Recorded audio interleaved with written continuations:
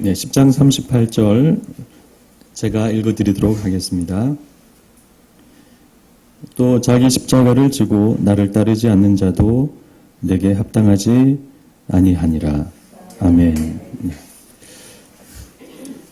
예, 오늘 이 한 절 읽은 말씀 가지고 십자가, 또 자기 부정, 믿음, 이 제목으로 말씀을 나누고자 합니다.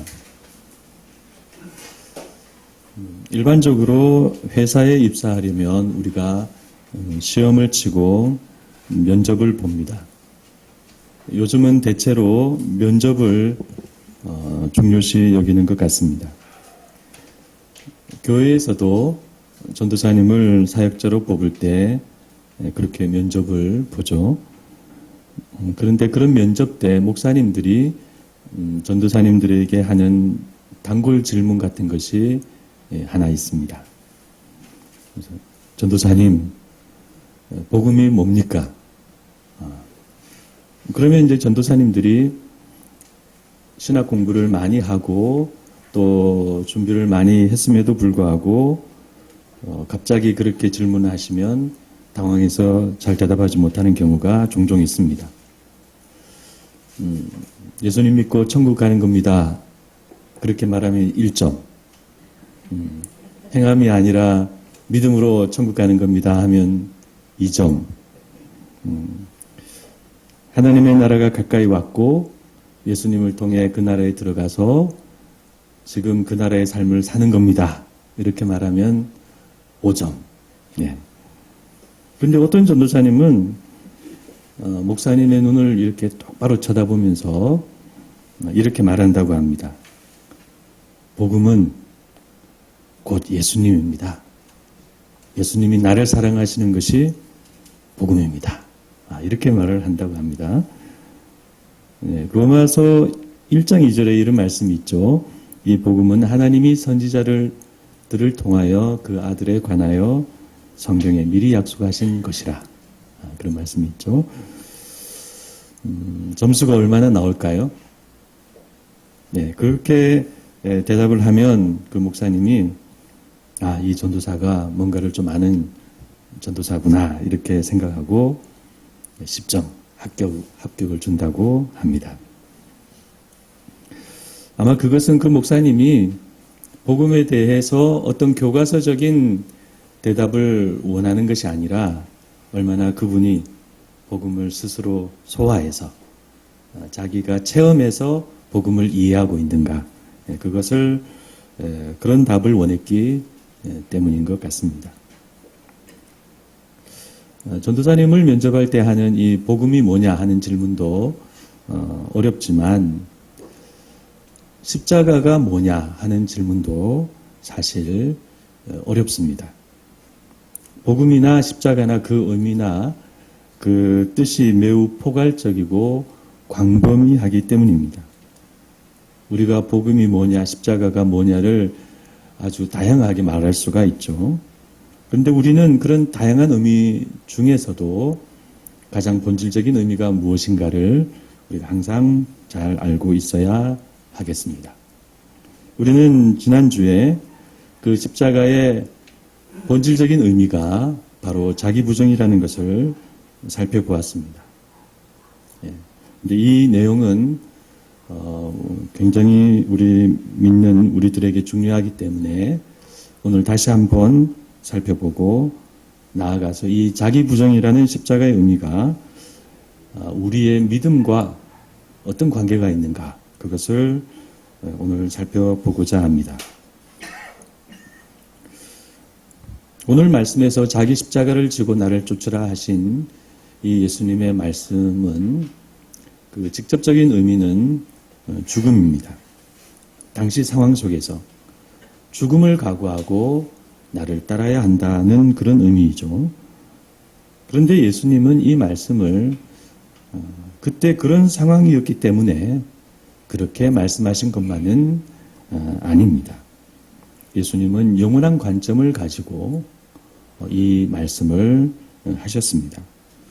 예수님께서 십자가의 의미를 그런 영원한 관점을 가지고 영적으로 또 상징적으로 말씀하셨다는 것은 우리가 마태복음 16장 24절에 그 말씀에서 다시 확인할 수가 있습니다. 이에 예수께서 제자들에게 이르시되 누구든지 나를 따라오려거든 자기를 부인하고 자기 십자가를 지고 나를 따를 것이니라. 예수님은 여기서 자기를 부인하라는 말씀을 분명히 하고 계십니다.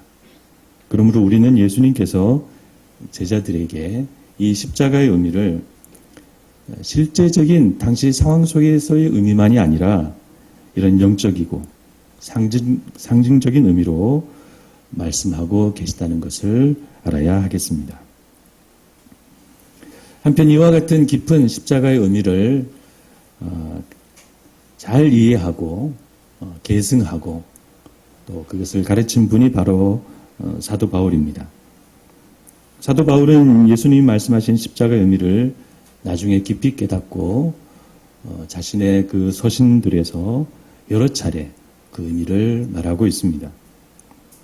로마서 6장 6절에 보면 우리가 알거니와 우리 옛사람이 예수와 함께 십자가에 못 박힌 것은 죄의 몸이 죽어 다시는 우리가 죄의 종노릇 하지 아니하려 함이다. 그렇게 말씀하고 있습니다. 또 고린도전서 1장 18절에서는 십자가의 도가 멸망하는 자들에게는 미련한 것이요 구원을 받는 우리에게는 하나님의 능력이라 그렇게 말씀하고 있습니다. 또 갈라디아서 2장 20절에도 내가 그리스도와 함께 십자가에 못 박혔나니 그런즉 이제는 내가 산 것이 아니요 오직 내 안에 그리스도께서 사시는 것이라. 갈라디아서 5장 24절에서도 그리스도 예수의 사람들은 육체와 함께 그 정과 탐심을 십자가에 못 박았느니라 이렇게 말씀하고 있고 마지막으로 갈라디아서 6장 14절 말씀을 보더라도 그러나 내게는 우리 주 예수 그리스도의 십자가 외에 결코 자랑할 것이 없으니 그리스도로 말미암아 세상이 나를 대하여 십자가에 못 박히고 내가 또한 세상을 대하여 그러하리라. 네, 그렇게 말씀하고 있습니다. 여기서 사도 바울이 말씀하는 십자가의 의미는 다 실제적인 의미를 넘어서 영적인, 상징적인 의미입니다. 바울이 이런 말씀을 할 수 있었던 것은 그가 예수님이 말씀하신 십자가의 의미를 깨달았기 때문입니다. 예전에 어떤 사람들은 기독교는 예수가 아니라 바울이 만든 것이다 라고 말하기도 했지만 그렇지 않습니다. 바울은 예수님을 만나고 새롭게 된 사람으로서 예수님의 말씀을 넘어선다는 생각을 감히 하지 않은 그분의 종입니다. 한때 내려놓음이라는 책이 우리 기독교 서적의 베스트셀러가 된 적이 있죠. 지금도 여전히 잘 팔리고 있는 그런 신앙서적입니다. 그 저자는 이용규 선교사라는 분이신데 하버드 대학을 나오시고 하나님의 부름을 받아서 몽골 선교사로 헌신하신 분이라고 합니다. 그래서 하나님의 부름을 받아서 내려놓음을 실천하신 그런 분이시죠. 근데 그 책을 보니까 그분도 이 내려놓음이라는 의미를 자기 부정이라고 그렇게 설명하고 계셨습니다.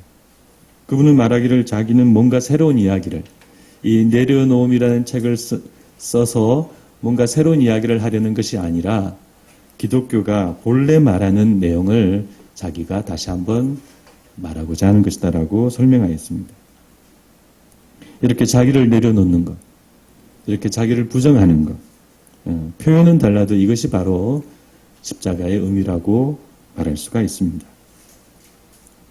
그런데 여기서 우리가 한 가지 더 알아야 할 사실은 이와 같은 십자가의 의미가 바로 우리의 믿음의 의미라는 사실입니다. 십자가가 기독교의 본질이고 우리 예수 따름의 본질이라면 십자가는 반드시 우리 믿음과 어떤 깊은 연관성을 가지고 있는 것이 틀림없겠죠. 우리가 하나님을 믿고 예수님을 따르는 신앙 가운데 이 십자가의 의미가 들어있다는 사실입니다. 그런데 일반적으로 우리는 믿음이라는 것은 자기 신념이 아닌가, 그렇게 우리가 생각을 하죠. 신념이란 자신이 주체가 되어서 자기 지식과 판단과 그런 것으로 어떤 것을 믿고 확신하는 것을 이제 의미합니다.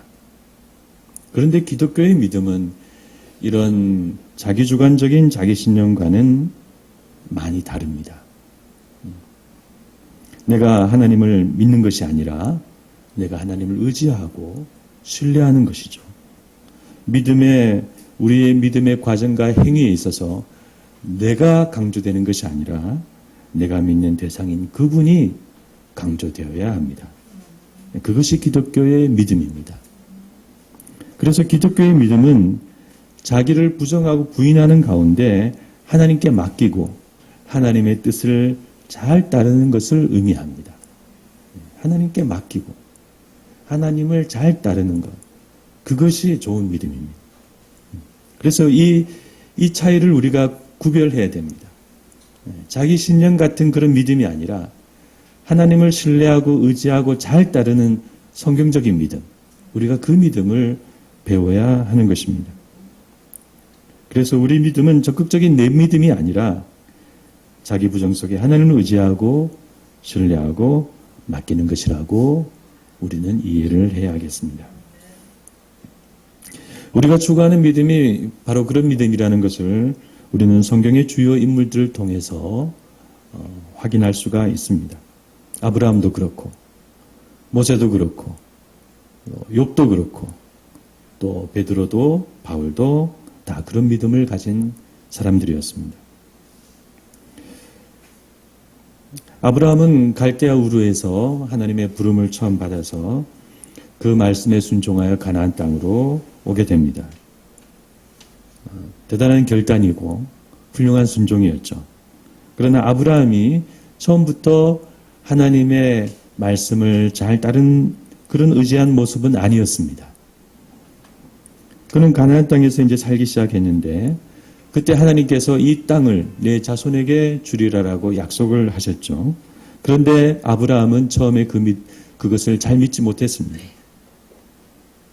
그래서 그 땅에 어려움이 오자 애굽에 내려가기도 하고 또 거기서 사례를 자기 부인을 자기 누이라고 속이기도 하고 무엇보다도 아브라함은 자녀를 주시겠다는 하나님의 약속을 믿지 못하고 이스마엘을 낳았습니다.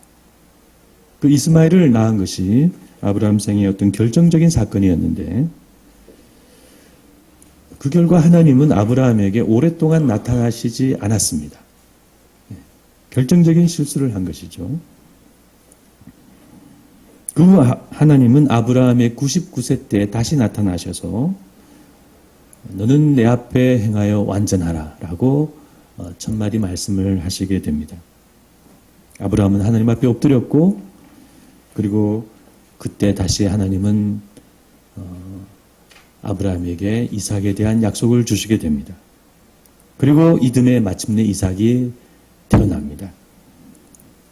그래서 그때 아브라함은 하나님이 어떤 분이신지를 깊이 느끼게 됩니다. 그리고 이후 아브라함은 하나님을 보다 철저하게 믿는 믿음의 사람이 되게 됩니다. 그래서 그 아브라함의 믿음의 어떤 절정이랄까, 이제 그것을 우리가 잘 알고 있죠. 하나님께서 이삭을 바치라고 하셨을 때 이삭을 데리고 정말 바치기 위해서 모리아 산으로 올라갔던 것입니다. 그 사건 외에도 하갈과 이스마엘을 내보내라고 하신 것도 하나님께 순종하여 그대로 행했고 또 나중에는 이삭의 아내를 하나님의 인도하심을 믿고 종을 보내어서 그렇게 믿음의 사람을 이삭의 아내로 이제 구하게 이제 되는 것입니다. 이 모든 것들은 아브라함이 하나님을 얼마나 신뢰하고 의지하고 순종하는 사람이 되었는지를 보여주는 내용입니다. 그래서 아브라함의 생애는 하나님을 처음엔 제대로 믿고 신뢰하지 않았는데 점점 하나님이 어떤 분이신가를 깨닫고 경험하면서 이제는 철저하게 하나님을 믿고 의지하고 순종하는 사람이 된 것을 보여주는 것입니다.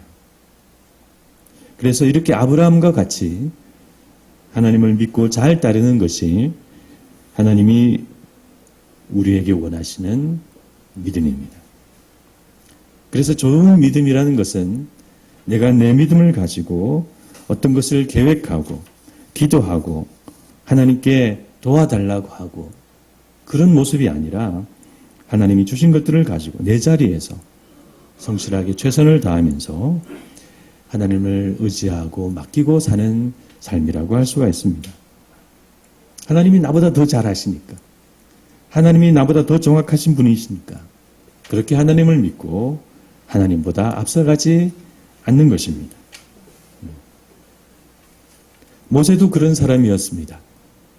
젊을 때 그는 애굽 왕실에서 자라면서 똑똑하고 강하고 자기 의욕에 넘친 사람이었습니다.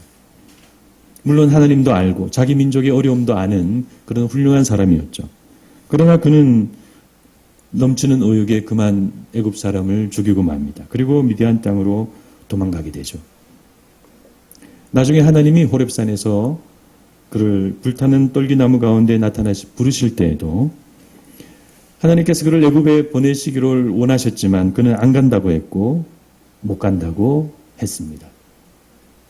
그러나 그런 모세였지만 홍해와 광야에서 하나님의 역사를 경험하고 하나님을 가까이 만나게 되면서 그는 하나님이 어떤 분이신지 깨닫고 철저하게 그분을 의지하고 순종하는 사람이 됩니다. 특히 시내산에서 하나님을 만났던 경험이 모세의 아주 특별한 인생의 전환점이 되었습니다. 그가 나중에 이제 가나안 땅을 목전에 들고 자기의 지위를 여호수아에게 물려줄 때 그의 마지막 당부와 걱정은 오직 한 가지였습니다. 이스라엘 백성들이 하나님을 떠나지 않고 율법의 말씀을 떠나지 않고 지키는 것이었습니다. 그래서 신명기 32장에 모세는 이렇게 마지막 당부의 말씀을 남기게 됩니다. 모세가 이 모든 말씀을 온 이스라엘에게 말하기를 마치고 그들에게 이르되 내가 오늘 너희에게 증언한 모든 말을 너희 마음에 두고 너희의 자녀에게 명령하여 이 율법의 모든 말씀을 지켜 행하게 하라. 이는 너희에게 헛된 일이 아니라 너희의 생명이니 이 일로 말미암아 너희가 요단을 건너가 차지할 그 땅에서 너희의 날이 장구하리라. 이렇게 모세는 백성들에게 하나님을 가까이 하고 하나님의 말씀을 의지하는 생활을 마지막 당부, 유언처럼 그렇게 남겼던 것입니다. 욥은 의인이었지만 욥에게 한 가지 단점이 있었습니다. 자신의 고난에 대해 하나님 앞에 항의하고 또 자기의 의지를 굳게 믿어 의심치 않았던 그런 사람이었습니다. 이른바 자기 의와 자기 믿음을 가진 사람이었죠. 그러나 나중에 하나님이 그에게 나타나셔서 말씀하실 때 욥은 모든 것을 회개하고 하나님 앞에 엎드리는 사람이 됩니다. 하나님을 전적으로 인정하고 자신을 철저히 부정하는 사람이 된 것이죠. 욥은 마지막으로 이렇게 고백합니다. 무지한 말로 이치를 가리는 자 누구니이까? 나는 깨닫지도 못한 말을 말하였고 스스로 알 수도 없고 헤아리기 어려운 일을 말하였나이다. 그러므로 내가 스스로 거두어드리고 뒷글과 제 가운데에서 회개하나이다. 그래서 이와 같은 욥의 고백이 사실 욥기서의 하이라이트라고 할 수가 있습니다. 신약으로 넘어오면 베드로도 그런 믿음의 과정을 거쳤습니다.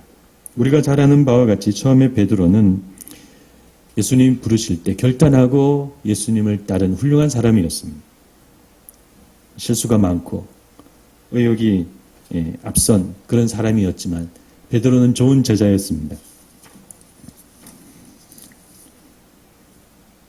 그런데 이런 베드로가 예수님을 만나고 점점 변화되죠.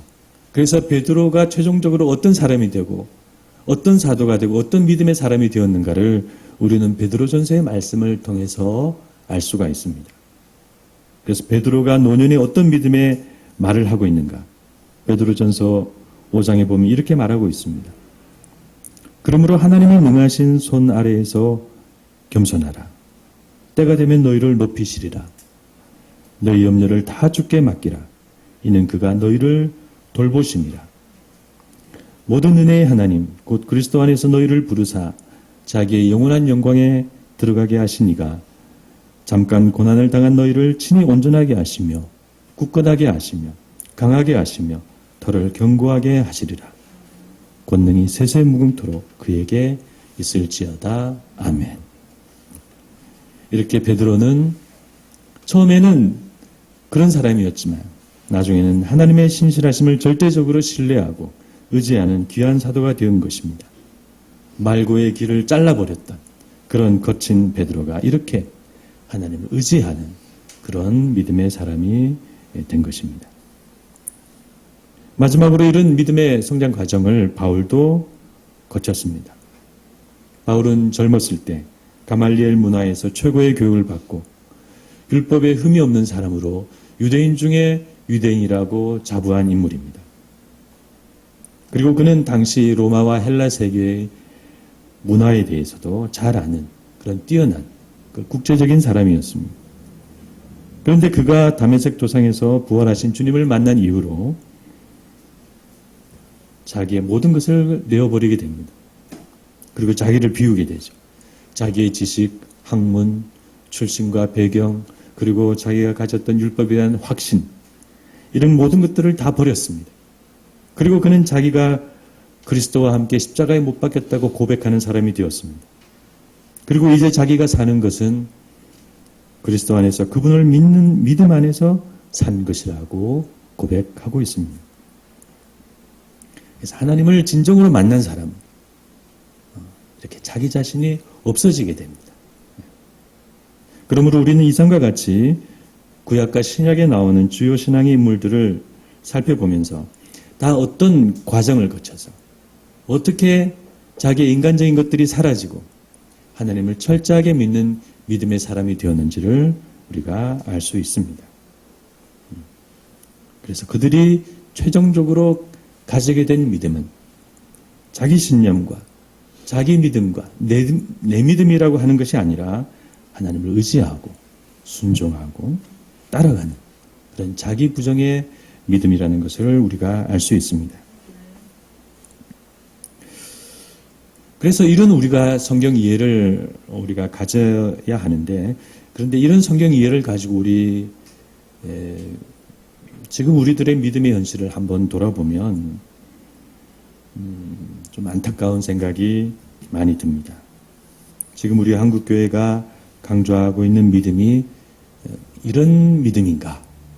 그런 생각이 들기 때문입니다.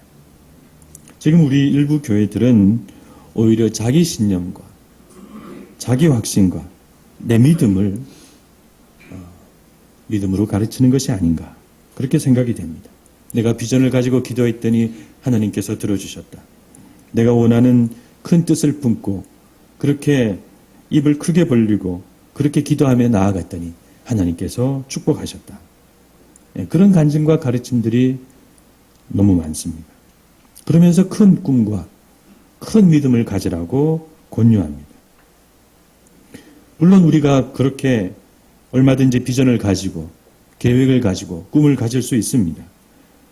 뭔가를 계획하고 믿음으로 나아가고 기도하고 이루고 성취해 나갈 수가 있습니다. 잘못된 것이 아닙니다.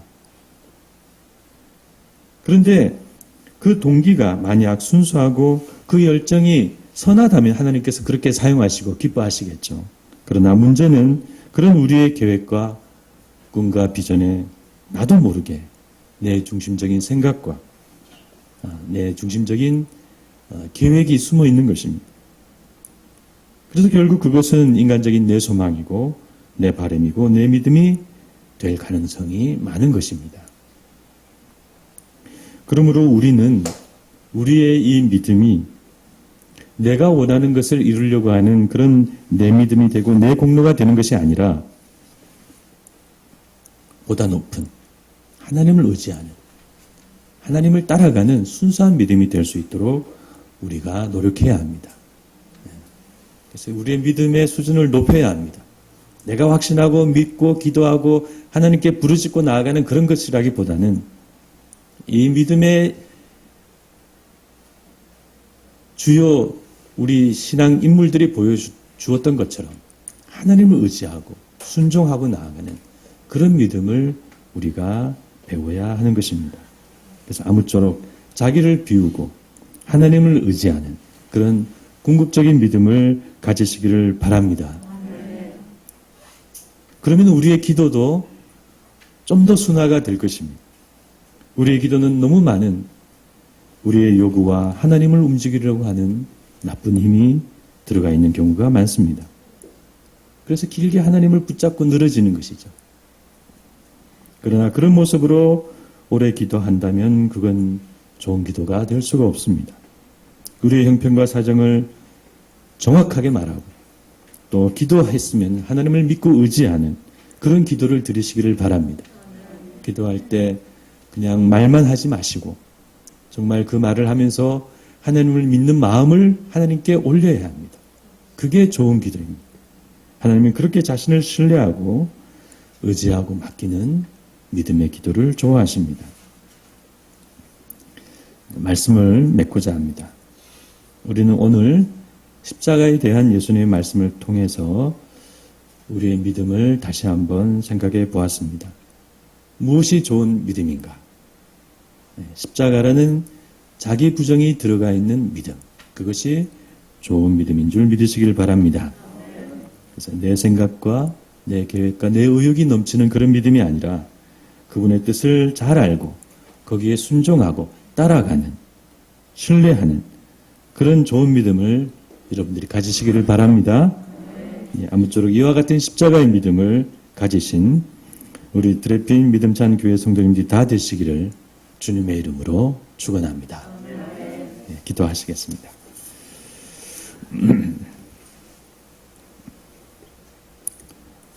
하나님, 우리의 믿음의 개념이 많이 오염되어서 내가 믿고 나아가는 자기 주관적인 믿음이 기독교의 믿음이라고 오해하는 경우가 많습니다.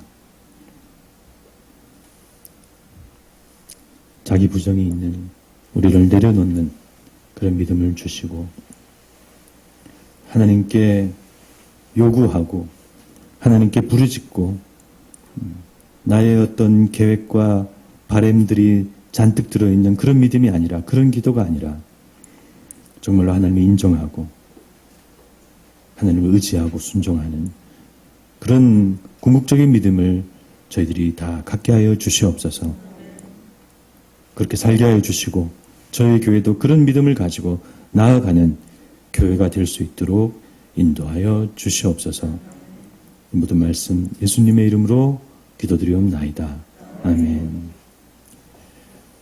제가 축도하고 예배를 마치도록 하겠습니다.